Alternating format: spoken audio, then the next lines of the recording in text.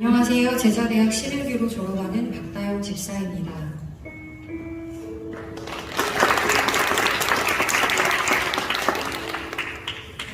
코로나 바이러스의 창궐이 평범한 일상을 완전히 뒤바꿔 놓았습니다. 어렵지 않게 드렸던 예배와 양육에도 변화가 생겼습니다.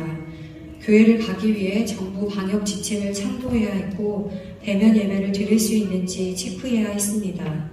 금방 끝날 줄 알았던 코로나 바이러스는 예상할 수 없는 방법으로 일상을 더욱 피폐하게 만들어갔습니다. 코로나 때 소그룹을 잘 챙기라고 당부한 담임 목사님의 말씀을 듣고 새 가족들을 대상으로 출애굽기를 강의했습니다. 출애굽기를 함께 보며 해석되지 않았던 광야라는 인생의 영역과 자신의 신앙 상태를 점검할 수 있었습니다. 셀 모임과 행복 모임은 소그룹으로 진행할 수 있기에 대면과 비대면으로 계속 진행했습니다. 제가 맡은 셀은 몇 개의 셀이 연합된 형태로 이루어져 나이와 성별, 신앙 성숙도가 다양했습니다. 셀 가족들이 삶을 나눌 때 공통 관심사, 가정 환경과 직장 환경 등 어느 하나 교집합이 없어 하나 되는 건 둘째치고 친해지는 게 가능하긴 한 것인가 하는 걱정과 또 무리해서 모임을 진행시켜 코로나 환자가 우리 셀에서 생기고 그로 인해 교회가 피해 입으면 어떡하나 하는 고민을 매주 했습니다. 제 속사정과는 다르게 셀 가족들이 은혜 받고 변화되는 게 보여 셀 모임을 계속할 수 있었습니다. 그러던 중 정부 정책이 위드 코로나로 변경되었고 제자대학이 다시 재개되었습니다. 사역을 하며 힘에 부칠 때마다 하나님의 능력을 덧입어야 한다. 주님을 의지하는 것이 자원이다. 사역은 편한 대로가 아니라 원칙대로 해야 한다. 첫 시간 오 목사님의 입술을 통해 하나님은 다시 한번 성령의 능력을 덧입어야 함을 말씀하셨습니다.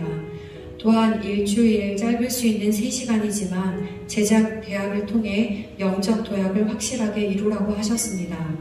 많은 대나무가 있지만 건물의 기둥으로 쓰이는 대나무가 있다며 하루, 일주일, 한 달 단위로 매듭을 짓고 성장하라며 도전을 주셨습니다. 매주 진행되는 제자대학 양육 시간을 통해 작게는 셀 모임을 시작할 때 강력하게 방언으로 시작하는 것이 아니라 초신자들을 배려해 찬양이나 셀리더의 기도로 시작해야 한다는 것. 크게는 우리 셀의 모습이 기형적인 것은 인턴을 내 어깨 위에 세우지 못했기 때문이라는 것을 알게 되었습니다. 또 양육 시간을 통해 많은 일이 일어나는 우리 셀의 상황을 피드백 받을 수 있었습니다. 셀 가족 각자가 처한 상황이 다르고 믿음의 분량이 다르기에 복음 외에는 답이 없습니다. 복음을 경험하려면 성령님을 만나야 합니다. 강력한 복음을 경험하려면 예배와 소모임으로 불리우는 행복모임과 셀모임이 진행되어야 합니다.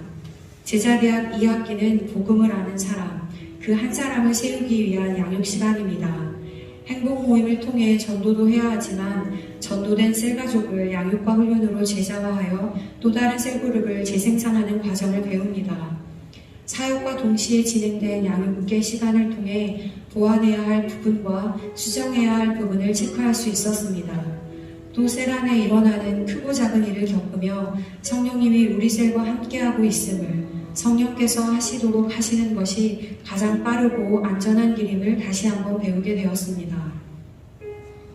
우리 셀은 매주 금요일 심야 예배 전과 토요일 청년 예배 후 셀 모임을 열었습니다. 셀 가족이 많아서 2번 하기도 하지만 강력한 금요 예배에 셀 가족들이 모두 참석했으면 하는 바람에서 셀 모임을 일부러 금요 예배 전에 배치했습니다. 셀 가족이 많아지고 성김이가 끝나고 셀 모임에 오는 숫자가 많아지던 10월의 금요일은 매주 신기한 일이 일어났습니다. 9월 마지막 주 취업을 준비 중이던 피자매는 금요 셀 모임에 처음 참석했습니다. 토요 셀 모임에는 빠지지 않고 참석하던 이 자매는 셀 모임 때 은혜를 받고 금요 예배 때 방언의 은사를 사모한다고 나누었습니다. 착한 성품에 이 자매를 위해 함께 기도해야겠다고 마음이 생겼고 엘 자매와 함께 금요 예배 때 기도했습니다. 성령께서 임해달라고 등에 손을 올리고 기도했을 뿐인데 조금 후에 방언을 받고 성령을 받았습니다. 10월 첫 주 금요 셀 모임에는 회복 캠프 때 많은 은혜를 받고 양육반에 들어간 비자매가 처음 금요 셀 모임에 와서는 자기도 방언을 받고 싶다고 했습니다. 금요 예배에 참석이 처음인데 과연 가능할까요? 속으로 반신반의하던 저에게 성령님은 금요 예배 주제 말씀으로 성령을 제한하지 말라고 하셨습니다. 순종하는 마음으로 함께 방언받기를 사모하며 비자매 친척 언니와 함께 기도했는데 그 시간 방언을 받게 되었습니다.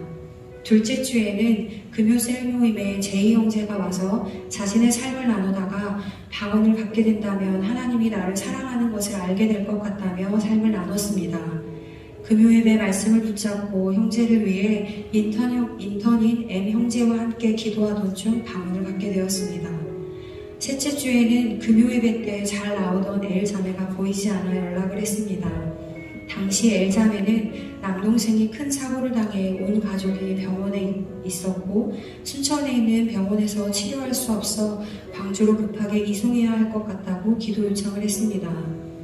믿음의 기도는 병든 자를 구원하리니 주께서 그를 일으키시리라. 혹시 죄를 범하였을지라도 사하심을 받으리라. 야고보서 5장 14절 16절 말씀. 아멘. 그날 예배 말씀입니다.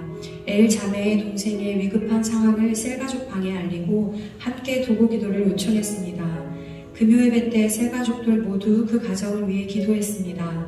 당시 동생은 위급한 상태여서 전남대 병원 응급실에서도 거부한 상태였는데 기도를 시작하고 얼마 되지 않아 응급실에서 받아주었고 수술을 해야 할 것 같았던 위급한 상황을 아무 수술 없이 며칠 만에 퇴원하게 되었습니다. 사람의 힘으로 할 수 없는 놀라운 일들을 하나님 한 분 그분이 하고 계셨습니다. 매주 성령을 경험하며 셀은 세워져 갔습니다. 셀 모임과 심야 예배로 성령을 경험한 우리 셀의 인턴 셀 리더들에게 행복 모임을 위임했습니다. 현재 셀을 맡으며 셀 모임과 행복 모임이 되지 않는 인턴 셀 리더들을 더욱 강력하게 훈련시켜야겠다고 마음먹었기에 인턴 셀 리더들에게 행복 모임을 열게 했습니다. 또 인턴들이 여는 행복 모임에 셀 리더들이 반드시 참석해 부족한 부분을 피드백했습니다. 특히 인도자가 없어서 인턴 없이 셀가족과 진행했던 청암대 간호과 행복 모임은 캠퍼스, 청년, 다음 세대를 향한 하나님의 마음을 느낄 수 있어 기억에 남는 행복 모임입니다. 자신이 속한 그 과에서 하나님의 부르심을 듣고 확인하며 복음으로 매주 새로워지는 K자매와 L자매를 통해 6주차가 지나면서 베스트들이 초청되기 시작했습니다. 특히 복음과 간증을 듣고 영접 기도를 한 L자매의 베스트가 저도 교회 다녔는데 왜 저는 L자매처럼 복음을 누리지 못하죠? 라고 말하던 질문이 기억에 남습니다. 전도된 B자매는 하늘샘 교회에 등록해 새가족반 과정을 하고 있습니다.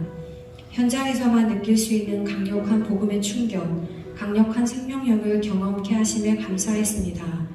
더 감사한 것은 함께 행복 모임을 한 L자매가 자기도 행복 모임 인도자가 되고 싶다고 고백하며 전도된 한 영혼을 세워가며 매일 말씀과 기도의 삶을 살고 있다는 나눔을 들음에 감사했습니다.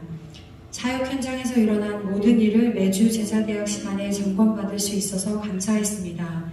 제자대학은 졸업하지만 졸업은 새로운 시작이라 했으니 지치지 않고 한결같이 달려가겠습니다. 특히 고정관념으로 시도조차 하지 않고 무시할 뻔했던 사역들을 세세히 알려주시고 인도해주신 오영재 목사님과 강영선 목사님께 감사드립니다. 재생산 사역자의 기쁨과 행복을 맛보게 하신 하나님께 모든 영광 올려드립니다.